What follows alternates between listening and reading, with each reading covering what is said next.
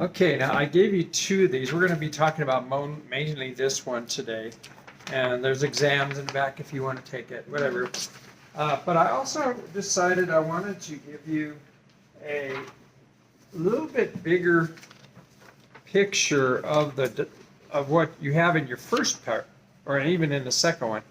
This is an expanded to one page in landscape form of the historical overview of the Bible that we're talking about. So I gave that to you so you could see a little bit better. It's kind of hard. This is this is the size of it that was in there. See, there's a lot of difference. So but what happens here is this bottom part actually goes onto this part over here. Okay, so it looks like something like that.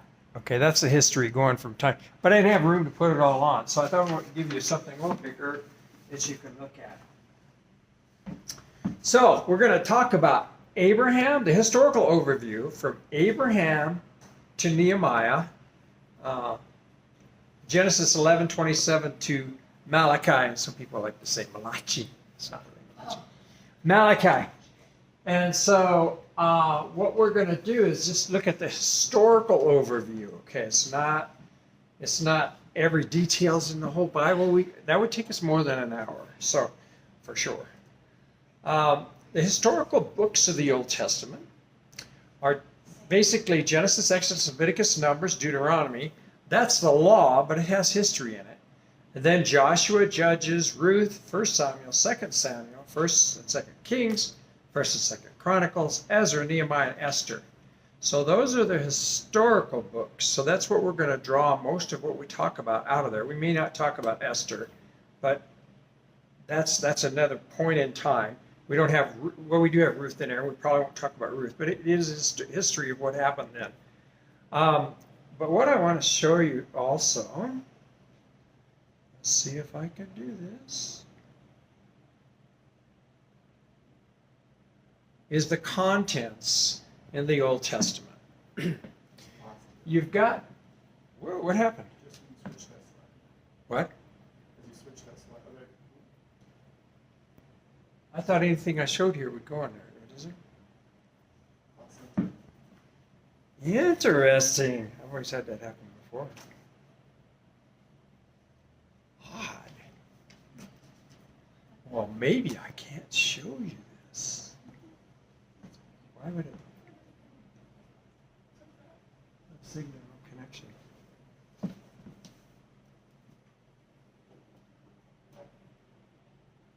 Technical difficulties. Huh. So if I go back to the PowerPoint,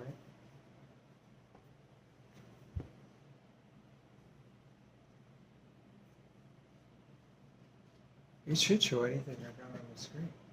It's not showing that either. Huh. Where's your remote to switch back to between the signals? Yes. Thanks.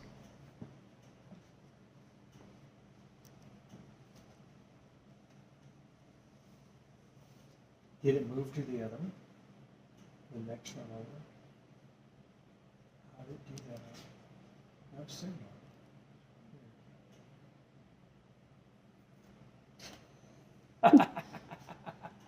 Oh no. I wonder if there's something. Welcome to the report. Put it in the other one. There it is. You redid it. Okay.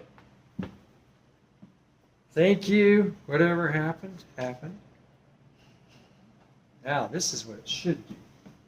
You can't see it very well, but if you let me go. Oh, you can see it in the back probably pretty good. What I'm going to do is I'm going to talk about up here.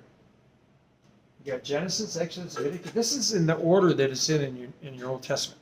Genesis, Exodus, Leviticus, Numbers, Deuteronomy. That's the law. Then Joshua, Judges, Ruth, 1st and 2nd Samuel, and in the original Hebrew, it's just Samuel. Both of them are together. 1st, 2nd Kings, it's just Kings. 1st and 2nd Chronicles, they're just Chronicles. Ezra, Nehemiah, and Esther. Now, the rest of that, so that's just the history. The rest of it, Psalms, Proverbs, Ecclesiastes, Song of Songs, are all what you might call poetry in the Bible. And then you have all the prophets. You got Isaiah, Jeremiah, Lamentations, which goes with Jeremiah, Ezekiel, Daniel. Those are called the major prophets.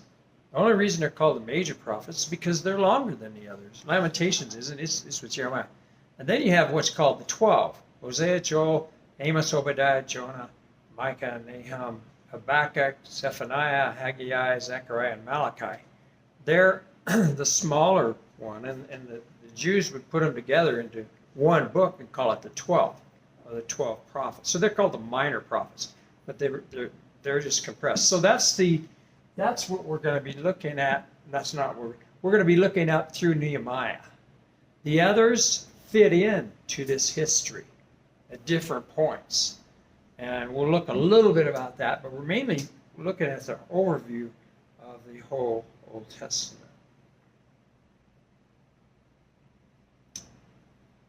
Let me start over here. See if I can. Still showing? Yeah. Okay.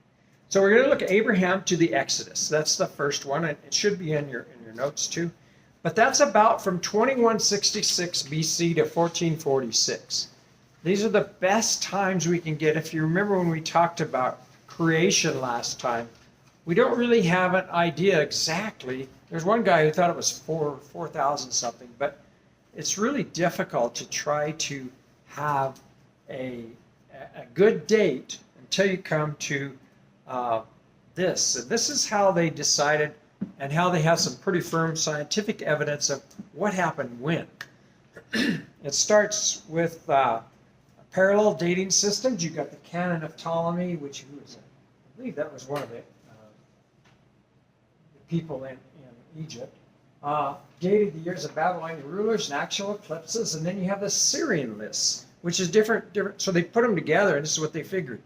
So the biblical data, that the best they could do to find out was they could tell somehow with all these things about what the foundation of the temple is, the date of the foundation of the temple. And so if you go over to 1 Kings, that's the first temple. That's the big temple. That's the one that Solomon made. And you go back, you go to 1 Kings, and it will tell you, chapter 6, verse 1. But this is the key for dating things. 1 Kings 6:1 says, in the 480th year after the Israelites came out of Egypt, in the 4th year of Solomon's reign over Israel, the months of Ziv, in the 2nd month, he began to build the temple of the Lord. So 480 years after the Israelites came out of Egypt. Okay, so, and they know that the foundation that they have historically is 966 is when the foundation of the temple was starting to be built. 966 BC. Okay, BCE if you wish. But it was built 480 years after the coming out of Egypt. So that you could add the 480 on the 966, and what do you get? 1446, right? Okay, and then if you go down, Israelites came out of Egypt in Exodus 12:40, you can look at that and you can figure out, okay, let's figure this out. It gives us enough information, we can figure some of it out. So Exodus 12:40 says, now the length of time the Israelites people lived in Egypt was 430 years. Okay, so they came out of Egypt in 1446, but they came in 430 years earlier, so you add another 430. So you have 1876. And by the way, my little chart has 1875, it's a typo, but 1876. And then the Bible says in Genesis 47:9 that Jacob came to Egypt, was 130 when he came into Egypt. And Jacob's birth was, Jacob was 130 when he came into Egypt, okay? So you can go backwards to Jacob's birth. That's one we're going to look at, but you got Jacob was the son of Isaac, who is the son of Abraham. So we're going backwards now. So he was 130. So you add 130 on there. 130. Where's my? So there it is. 130 onto here, and you get 2006. So that must be when Jacob was born. Okay, going backwards still. 2006 BC. But Isaac was 60 when he had Jacob. Okay, when was Isaac born? Well, add a 60 backwards again, you get 2066. Well, how old was Abraham when he had Isaac? Does anybody remember? He was 100 years old, remember? And I don't know if you remember that, but so you add that on and you get Abraham, when he was born, was about 2166 BC. So that's how you get some dating calculations here. I just want you to be aware of that. So you can get an idea of what happened before 966, and then there's enough dating after 966 that you can get some ideas about where other things are after that. But I wanted to go back to what we talked about a little bit, because the whole history is I guess you can studied with different prophecies that come true about the promise of God that someone's going to come and they're going to be the king of Israel, and they're going to save the world. And if you remember Genesis 3:14 and 15, we talked a little bit about that. God had created Adam and Eve sinned against God. He kicked them out of the Garden of Eden. And he said this, though, before he kicked him out. He says, so the Lord said to the serpent, who was the one that tempted Eve, because you have done this, cursed are you above all livestock and all wild animals. You will crawl on your belly, and you shall eat dust all the days of your life. I'll put enmity between you and the woman, between your offspring and hers. Then it says, he will crush your head, which is talking about this offspring. He will crush your head, Satan, and you will strike his heel. It's sort of a picture into what's going to happen is that the person that's coming to try to resolve this whole issue is going to have his heel struck, but he's going to crush that person's head, which is a fatal blow. And so it's predicting in some ways, a little bit veiled here, about Satan's defeat when Jesus comes back, okay? And so when Abraham was born, let's read just a little bit more before we get to exactly that. I want to go to, this is a key verse in the whole Bible, and what the whole Bible is after Abraham is really surrounded around.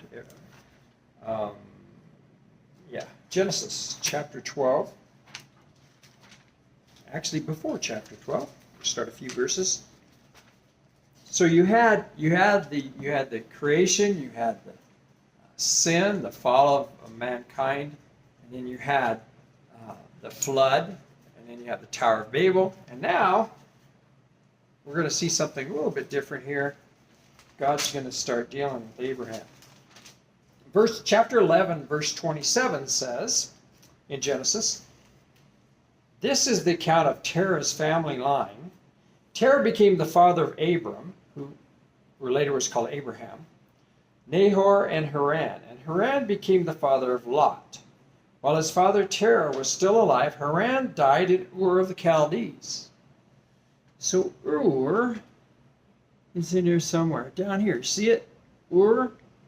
See that little Ur there? Can you see my... Yeah. So that's where he died. And it says Haran died in Ur of the Chaldeans, in the land of his birth. Abraham and Nahor both married. The name of Abraham's wife was Sarai, which later becomes Sarah. And the name of Nahor's wife was Milcah. She was the daughter of Haran, the father of both Milcah and Iscah. Now Sarah was childless; she was not able to conceive. Terah then took his son Abraham, or Abram, his grandson Lot, son of Haran, and his daughter-in-law Sarai, the wife of his son Abram, and together they set out from Ur of the Chaldeans to go to Canaan, but when they came to Haran, they settled there. Terah lived 205 years and died in Haran. So what's happening is you've got this grandfather that dies here. His son and that guy's son travel up to Haran. And one of the reasons they travel up this area is because you can't go across this desert. It's terrible. You die almost just trying. Did I ruin it? Oh. Oh, there it is. You would almost die. I keep everybody away. Yeah, you almost die. I mean, it's terrible. I'll show you some of the deserts over there pretty soon. But it's really, really bad. So and this is called Mesopotamia. You heard that in your studies. Meso means between. Potamia is Potamos for rivers. There's a Tigris and Euphrates rivers that go up here. See one on that side, see one here. Well, the land between the rivers is what is called Mesopotamia. And so they were going up in the land between the rivers up to Haran. And like we read, the Lord had said to Abraham, leave your country. And this is, actually we didn't read this. This is continuing on, chapter 12, verses 1 to 3. The Lord had said to Abraham, leave your country, your people, and your father's household, and go into the land I will show you.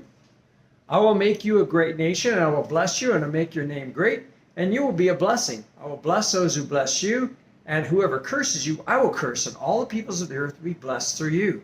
It's interesting that you just find out in other parts of the Bible that Abraham may not even know who Yahweh was, who God was. He had other gods. And he comes up here, and there's this God named Yahweh. Whenever you see all caps, the word Lord, it's the real name of God, which is Yahweh. Okay?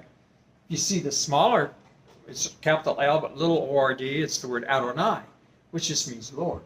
But this is talking about the Lord said to Abraham, leave your country and your people and your father's household and go to the land I will show you. Now he didn't tell him where to go. I'm just going to show you. Just get up and leave. I mean, that must have been really difficult. I will make you a great nation. I will bless you and I will make your name great. And you will be a blessing. And I will bless those who bless you and curse whoever curses you. And all the peoples of the earth will be blessed through you. And so this is the beginning of world evangelism, basically. This is God's prophecy that I'm going to make you a great nation. I'm going to bless you. I'm going to make your name great. And you will be a blessing. And then he says, I will bless those who bless you and curse who curses you. And then all the peoples of the earth, not just the Jews, which will become this great nation, will be blessed through you. And so the Bible comes back to this verse over and over and over and over, even the New Testament. This is a key verse in all the Bible. So, okay, so what's Abraham do? Abram? Well, he does. He says, okay, I'm going to go down and into the land of Canaan. You see it right there. And so he comes into Shechem. And it's a little place that now looks something like that there. And Abram traveled through the land as far as the site of the great tree of Moriah at Shechem. At that time, the Canaanites were in the land. The Lord appeared to Abram and said, to your offspring, I will give this land. Okay, here's another promise. I'm going to give you and your offspring this land. To your offspring, to his offspring, not to him. So he built an altar there to the Lord who appeared to him. And you'll find Abraham building lots of altars. And some people think this was his way of preaching to the Canaanites and other people. This is the Lord God. He's the one I'm following. And I'm building an altar to testify to him. And so then he has Isaac, we talked about, when he was 100 years old, remember? So Isaac was born about 2166. Jacob was born, Isaac's son. Esau was the other son. But Jacob was born 2066. Joseph then, the son of Jacob, was born 1915 BC. I'm throwing a lot of numbers out here, but what I want you to see is this is what the Bible shows happens. Well, Joseph goes into Egypt. He was sold by his brothers because they didn't like him. They didn't like him. And so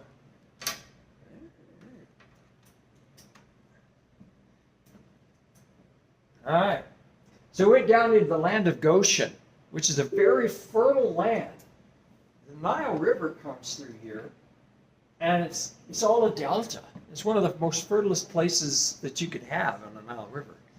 And so these are some of the things that Joseph saw. And Joseph was made, he was sold as a slave, but through various things, he was able to become second in command next to Pharaoh. So here's Joseph down there. And at this time, but this was before Joseph's family came down.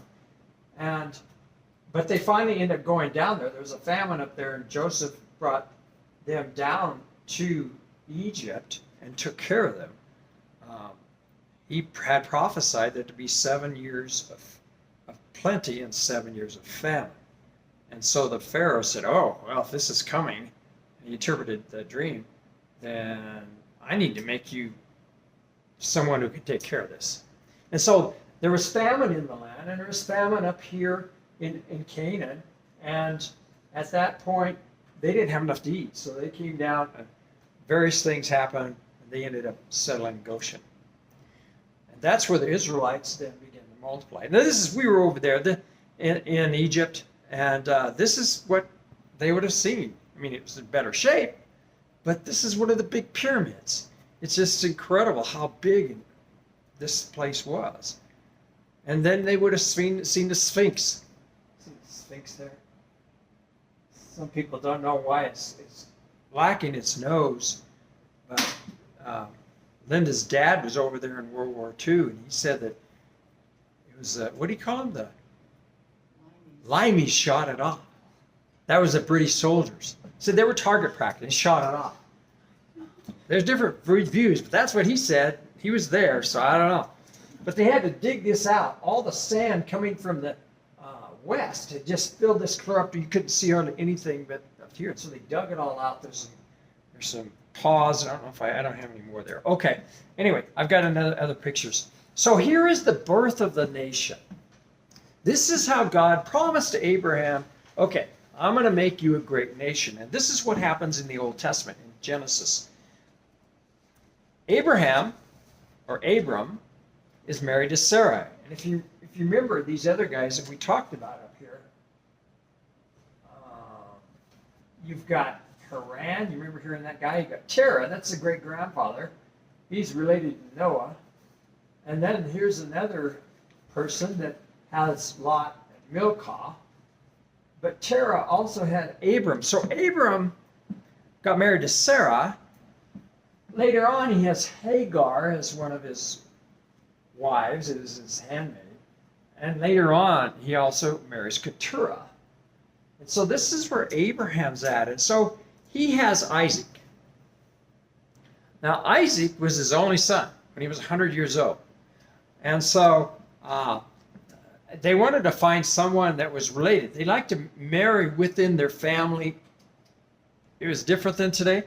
They would marry within their family. So they went back up to some of their relation there, you see. We found Rebecca, went back up to Ur, or around that area. And Isaac and Rebecca then got married, and they had Jacob. Jacob had 12 sons. They became the 12 tribes of Israel, which you may have heard, the 12 different tribes. Now, out of these people, let's see, you have all these people who have babies and everything. Anyway, Jacob had 2 handmaids that he was sort of married to, I guess. And they have these. Bilhah has Naphtali and Dan, and Zilpah has Asher and Gad. And then over here, he was married to Rachel.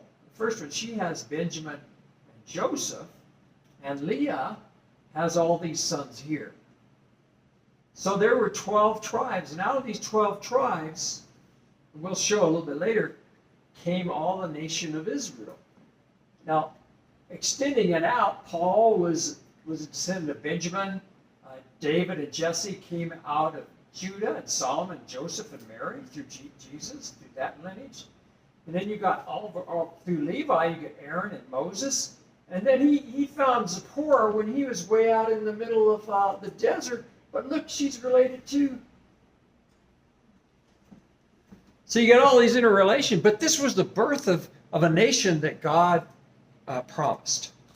So they're in Israel, they're in Egypt right now, and there's all kinds of problems because they have been there for 400 and some years, and now they're slaves.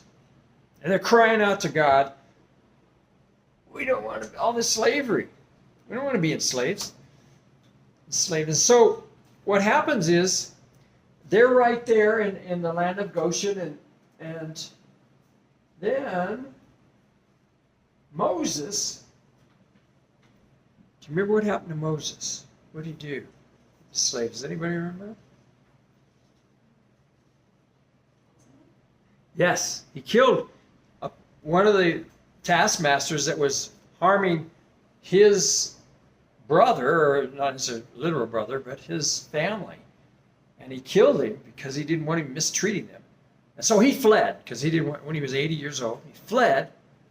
Is that right? Or is he 40? I think he was 40. Yeah, 40. And so he went over into the land of Midian, it says. Now, we don't know exactly where that is, but he went up on Mount Sinai at that point. This is before he got the Ten Commandments, 40 years later. Some people think it's over on this side of the map, so we say the land of Midian's over here. Other people think it's the middle of the Sinai Peninsula. Wherever it is, he was there for 40 years, and then, and that's what the mountain might look like. Oh, I backed up here. And then he had this encounter with God with this burning bush. And God says, hey, go back there. I want you to take care of my people. He didn't think he could. But anyway, God convinces him, so he goes back. Oh, hang on. Too many things here, too fast. So he goes back over here, and in Exodus 7:16, Moses said to Pharaoh, and God has him say this, the Lord, the God of the Hebrews, has sent me to say to you, let my people go, so that they may worship me in the desert, but until now you have not listened. And so he goes back and forth with that. But what's interesting is out of this book here, it's called the Gods and Goddesses of Egypt. This is one page of the 1,500 gods that they had. Just to keep that in mind. They worshiped the Nile, they worshiped, we were talking about it in our thing today. They had cherubs, which was dung beetles. They worshiped them. They worshiped about anything.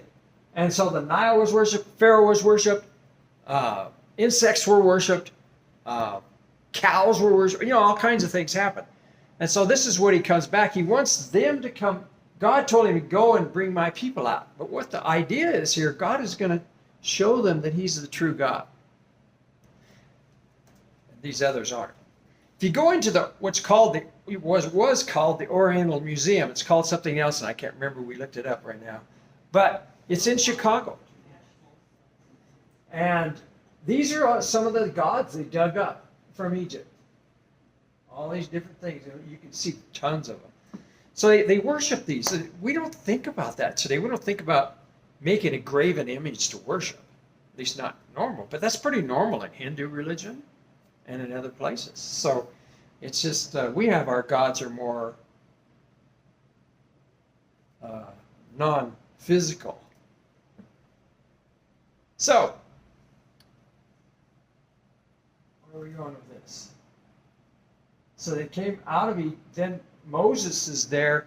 He finally gets the Pharaoh. After he gives the 10 plagues, and all of those plagues were against one of their gods, which is important because he's showing, wow, this God is more powerful. And so they come out of Egypt, and Moses said to Pharaoh, let my people go. And Pharaoh says, nope. So finally, at the last plague, on that same night, I will pass through Egypt and strike down every firstborn, both men and animals, and I will bring judgment upon all the gods of Egypt. I am the Lord. So Israel leaves Egypt through the Sinai Peninsula in 1446 BC. That's what it looks like. We were there. And it was 115 degrees. You go out, you want to make sure you have shoes on because you'll burn your feet. It's like being in Utah or in Nevada when it's 120 or whatever. But there's nothing there hardly. There's a few things, just barren wasteland. Just see different places there. But that's what it was like. So it helped me to understand when I was there why God might have led them in a pillar of cloud. So they have some, what would cloud do? Shade. And night, it's interesting how deserts just completely are so easy to get cold. So you'd have a pillar of fire at night. So, and not just that, but there's other reasons. But so this was in 2008, as you can see there. It's just barren wasteland. So they go to Mount Sinai, which is also called Mount Horeb, but there's questions as to where this really is. There's a Mount Sinai in the Sinai Peninsula, then across the place where the Gulf of Aqaba, there's also another one called Jebel Alaz in the Median east of Sea of Aqaba. Traditional Mount Jebel Musa is what it's called in Sinai Peninsula. So Jebel Musa is down here. The one Alaz is over there. So if they did go to the Alaz, they could have crossed there. Who knows? Or they might have crossed over here. But there's a mountain over there with a lot of things. It says that God came down and just sort of burnt the top of the mountain. Well, there's pictures they shown about this mountain. It is blackened on top. And they also they found some places where they did sacrifices. But that's what it might look like. That's the Gulf of Aqaba. Pretty. I mean, color, I think it's pretty blue. Is it blue or turquoise? I don't know what color. Okay, that's what I thought. Good. I like blue because I can see. Anyway, so there's what that mountain looks like that they found. Blackened top. We don't know if that's it or not. And it's up on top of the mountain that Moses got what? 10 Commandments. Now, most of the time, people think that all the first 5 commandments were on the one tablet, and the next 5 were on the next. But this wasn't the way they did covenants in those days. One of the things was for God, which all the 10 commandments on it.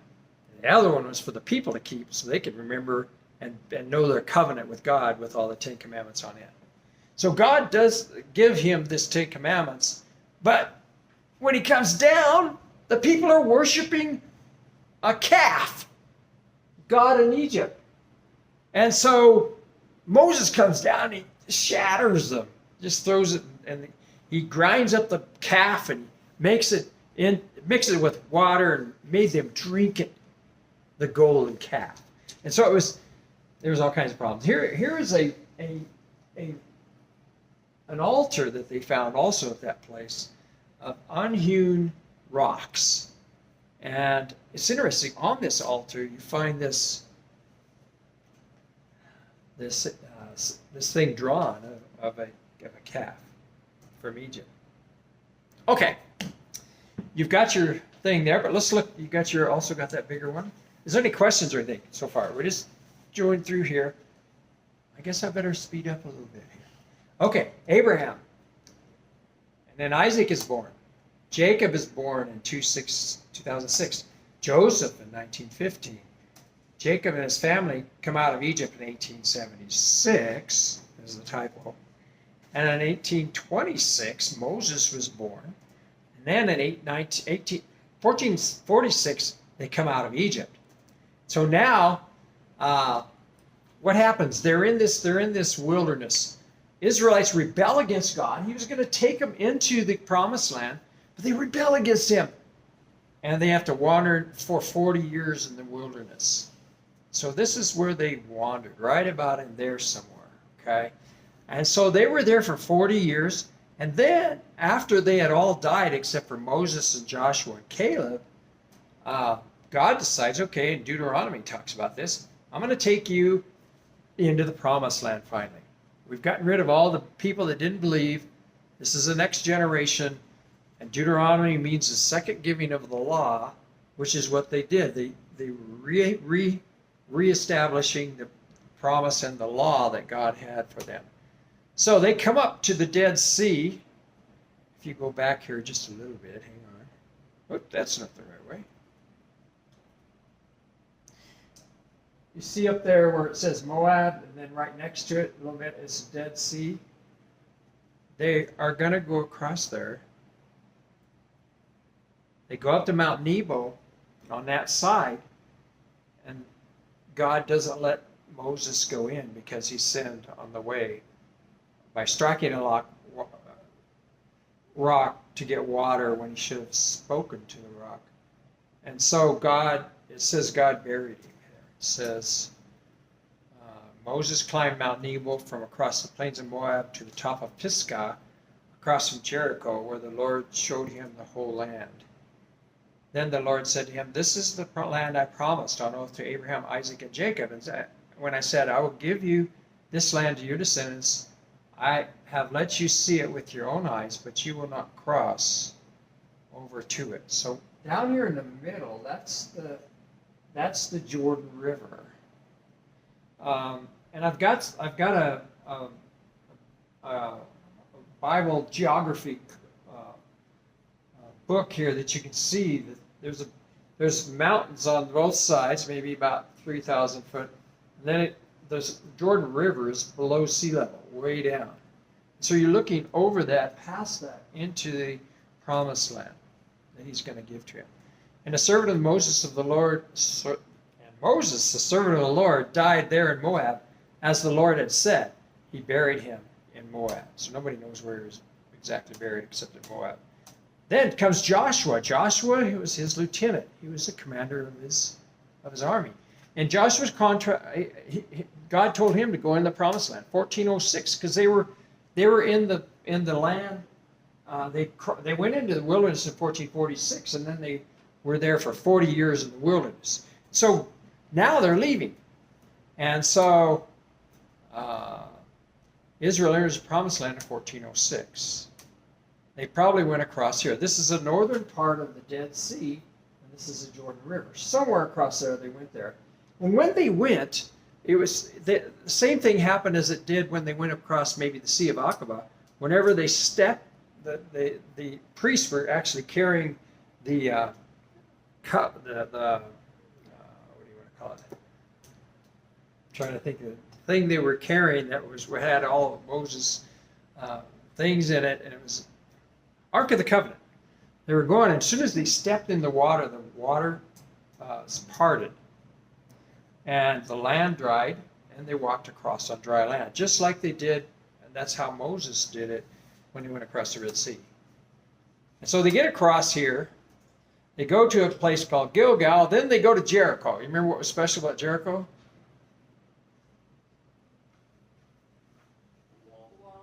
Yeah, what did they do? How many days? What happens the seventh day? That's right. And they found some. This is where Jericho. They think that this Jericho was at the time, right here. This is Jericho. The rest of Jericho today. We actually got to eat in a restaurant down here. We didn't actually get up to that part there, but they think Rahab was there, right? She had the spies and she protected them, and so when they were there, she let them down by a rope through the window, for the house she lived was part of the city wall. Well, they found out that there's actually two walls. There's one there, and there's one up there. And so doing their excavation, they found that it was the second wall, and this is where it's at right there. This archaeologist found. This is probably right where she was. She was right there in that area. So they go on. They go to Ai. And Achan was Achan after that. I don't know if you remember Achan, but he's the guy that took some of the things that he shouldn't have from Jericho, and he was punished for it because everything was supposed to be devoted to the Lord. He was supposed to steal anything. And they go on, and the Lord gave Israel all the land he had sworn to give their forefathers, and they took possession of it and settled there. The Lord gave them rest on every side, just as he had sworn to their forefathers. Not one of their enemies withstood them. The Lord handed all their enemies over to them. Not one of the Lord's good promises to the house of Israel failed. Everyone was fulfilled. And so you end up with, they go into Israel and they divide up the land among the 12 tribes. So you've got down here, let's see if I have it. No, okay. I didn't have it separate. You've got Simeon, you've got Judah, you've got Reuben, not Moab. You've got Ephraim, you've got Dan, you've got Benjamin, you've got Gad, you've got Manasseh. Manasseh's big up above too. Issachar, Zebulun, is that what it is? Yeah, two. Anyway, they're all divided up. This is where the lands, where the people were settled in their own part of the promised land. Then, in 1375, there was a period when they had the judges there. They didn't have any king or anything. They were just supposedly listening to God, and he was supposed to be guiding them, but they got worse and worse spiritually. There was a downward spiral. In Judges 2, next generation forgot the Lord. Just the next generation. After all these miracles, going through the Red Sea and going through going across the Jordan River and the walls falling down and all their victories, they forgot the Lord. And at this point, this brought about cycles of judgment and deliverance as the people would cry out to the Lord and he would deliver them through judges. In other words, they decided not to follow God, and then these other nations would come and try to oppress them. So they'd cry out to God.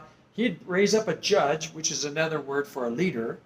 Okay, raise up a judge, and he would clear them out. And they'd be happy again, and then they'd go do bad things again, happen again, and they would sin again and would have to be delivered again and again.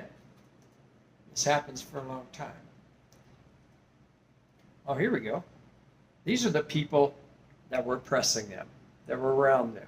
You had the Philistines, you had the Egyptians, you had the Edomites, the Moabites, the Ammonites, the Sidonians, which were really vicious people. You had the Canaanites, you had the Arameans. So when you come across and you read that, these are the people that they were in conflict with. So there's 13 judges that rule Israel. And all you need to know for this basically is there were some major and minor judges. The only reason they say major and minor was because the text gives more space to the major ones. You got Othniel, Ehud, which were major ones. And then you got Deborah, Gideon, major ones, Jephthah, Samson, you probably heard, and Samuel, who was the last judge, the first prophet. So this is a period of bad things happening and people straying from God and God delivering them, but it was a downward spiral of spirituality where things just got worse and worse. And so the people cried out, "We want a king!" In those days, Israel had no king. Everyone did as they saw fit. But in 1 Samuel 8, they said, "We want a king! We want a king! We want to be like the other nations." All of them had kings. We don't. They rejected the Lord as their king. And the Lord answered, "Listen to them and give them a king." You got it, Israel. The United Kingdom of Saul, David, and Solomon. So as you're going down through time, you go from the judges to the kingdom. The United Kingdoms, we call it united because later on they split. You've got this from 1050 to 931 BC. There's your timetable there. You got 3 kings. Saul was anointed first in Israel, about 1050. And after that, the people rejected God as their king, after they had rejected God as their king. Saul, because of disobedience, is rejected by God, and David takes over. David takes over about 1010, even though he was anointed at 1025. Saul was still in the way. And does not take over king until he's 1010. He writes many of the Psalms. The third king was Solomon, his son, who was supposed to be the wisest one that ever lived, except for Jesus. He builds a temple, expands the kingdom to its greatest height. He writes a Song of Songs, Ecclesiastes, and Proverbs. He asked God for wisdom. God made him the wisest man on the world. But he also fell away from God. How many wives do you have?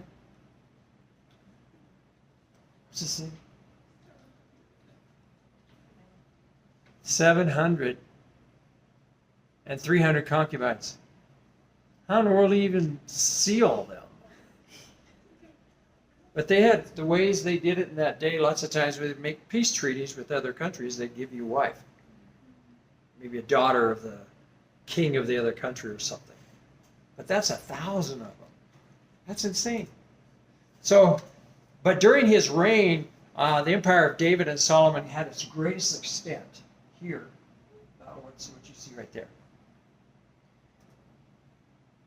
So, we've got all these. We've got the judges. We got Saul the king, and we got David the king, and we got Solomon. They all lasted for 40 years. Now, something happens in 931. It's called the divided kingdom. Israel in the north and Judah in the south. This is from 931 to 722. We're going to look at Israel in the north. So you've got this, and Judah in the south. It would be a little bit longer. The kingdom divides in 931 BC. Solomon's son Rehoboam, who's supposed to take over for Solomon, attempts to rule with an iron hand. All the 12 tribes, okay? He followed the advice of his young men, advisors, to say, my finger is thicker than my father's waist. My father laid on you a heavy yoke, I will make it even heavier. My father scourged you with whips, I will scourge you with scorpions. That was very inviting, wasn't it?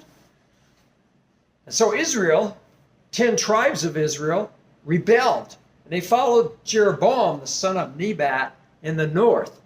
And that began the division. The 10 tribes of the north were called Israel, even though before this everything was Israel. Okay, so the 10 tribes up north were called Israel, and Israel began, and the south was called Judah. So this is what it looked like. There's a lot. You have Judah down here, and you got the rest is Israel. Jeroboam in the north was very. He didn't want to follow God. He wanted to have his own constituency support him, and so he didn't want the people going to Jerusalem and Judah to worship at the temple. So he made another temple in the north, and he ends up falling away from Yahweh and worship the gods in the land up there that the Canaanites had. And what we find is none of their kings were good. Rehoboam in the south had he was the one leading the south, but the south had a mixture of good and bad kings, but it lasts longer than the north. If you look at, I don't know if you can see very well, over here is Judah, and it lasts till 586 BC. Over there is Israel, and it lasts till 722. If you notice, all the kings are turned bad, falling away from God. Over here, maybe half of them. So they were back and forth. They did some good things, did some bad things. But finally, they end up too. So God uses the kingdom of Assyria to judge Israel in the north, to end Israel.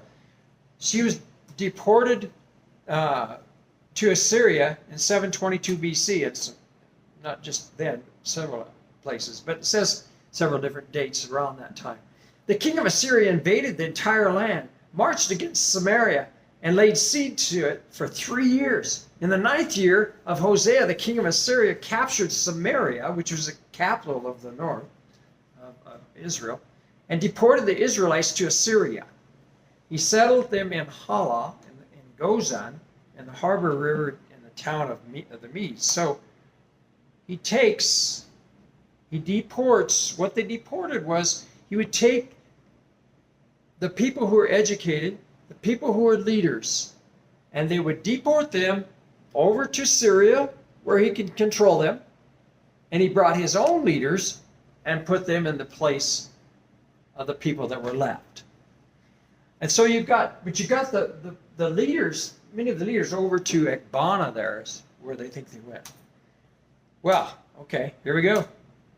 Northern Kingdom, 722 BC is in exile. And you don't hear anything about the 10 tribes of Israel anymore. Okay, you may hear the term, the lost 10 tribes of Israel. That's what they're talking about. They sort of dispersed into intermarriage with the Assyrians, and you just don't have much of any knowledge of what happened to them. But the south was different. But God uses Babylon to judge them too. It's called the Babylonian captivity, which you may have heard. They destroy the temple, and then in 586 they deport them as well. Now, Assyria was taken over by Babylon. So this is a little bit later. This is 586. The other one was 722. So you got changing of the guard for who rules this land.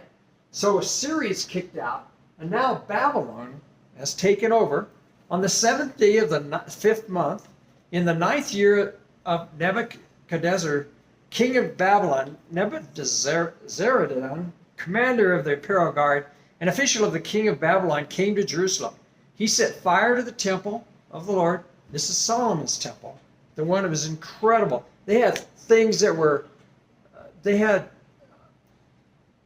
coated walls and things like that with gold. It was just, things were, all kinds of, just gold was everywhere. He set fire to the temple of the Lord, the royal palace, and all the houses of Jerusalem. Every important building he burned down.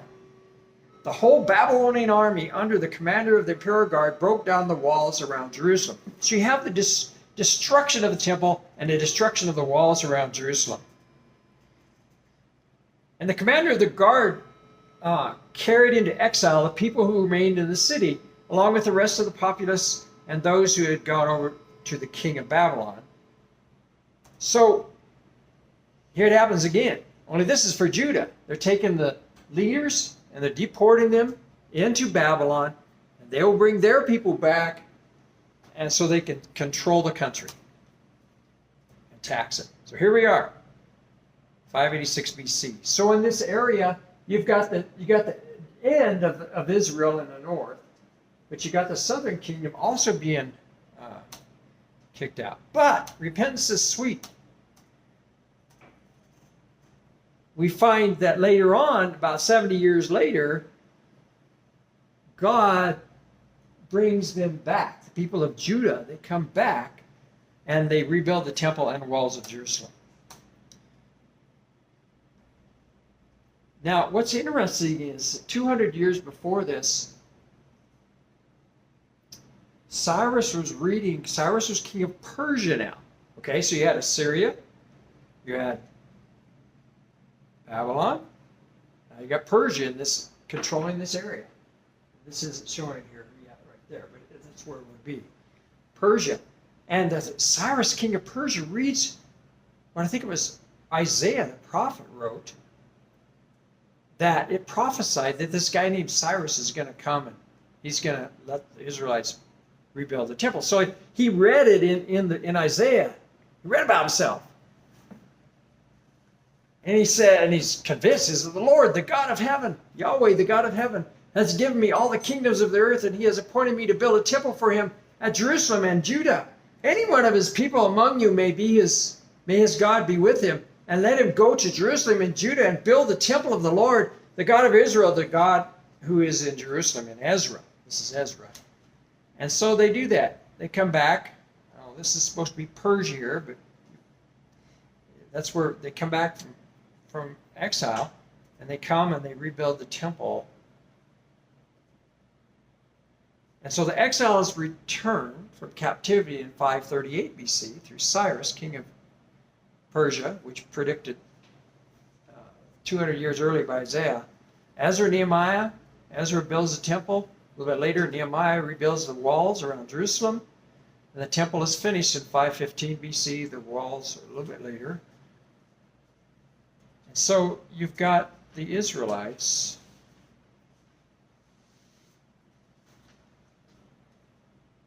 coming back to the promised land.